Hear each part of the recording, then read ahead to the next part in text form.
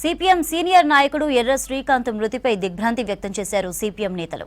జాతీయ మహాసభల కోసం మదురై వెళ్లిన ఎర్ర శ్రీకాంత్ గుండెపోటుతో మృతి చెందారు. ఇవాళ ఆయన పార్థివ దేహాన్ని మదురై నుంచి ఖమ్మం సిపిఎం పార్టీ కార్యాలయానికి తరలించారు. అక్కడే సంతాప సభ పెట్టి నివాళులర్పించారు నేతలు. తర్వాత ఖమ్మంలోని శ్రీనివాస్ నగర్లో ఎర్ర శ్రీకాంత్ ఇంటికి పార్థివ దేహాన్ని తీసుకువెళ్లారు. 9వ తేదీన అంత్యక్రియలు నిర్వహించనున్నట్టుగా తెలిపారు కుటుంబ సభ్యులు.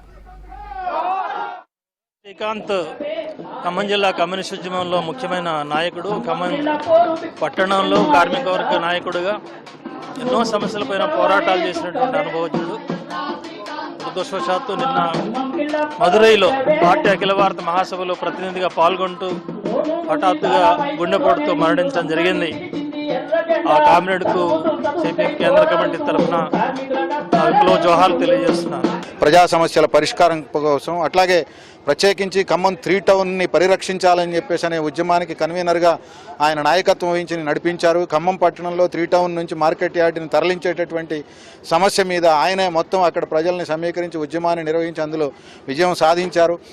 అట్లాగే రకరకాల సమస్యలపైన యువజన విద్యార్థి మహిళా సమస్యలపైన జరిగినటువంటి అన్ని పోరాటాల్లో ప్రధానమైన పాత్ర నిర్వహించారు. ఆయన జీవితం మొత్తంలో కార్మిక రంగానికి ఇచ్చినటువంటి ప్రాధాన్యత చాలా ముఖ్యమైనటువంటి అంశం. ఖమ్మం జిల్లాలో పేదలకు ఇళ్ల స్థలాల కోసం ఇళ్ల కోసం అనేక ఉద్యమాలు నిర్వహించాడు. కొన్ని వేల మందికి ఇళ్ల స్థలాలు రావడానికి ఆయన చాలా ముఖ్యమైన పాత్ర వహించాడు. ఆయన మరణం సమాజానికి మార్క్సిస్ట్ పార్టీకి ప్రత్యేకించి తీవ్రమైన నష్టం అని చెప్పేసి ఆయన ఆశయ సాధన కోసం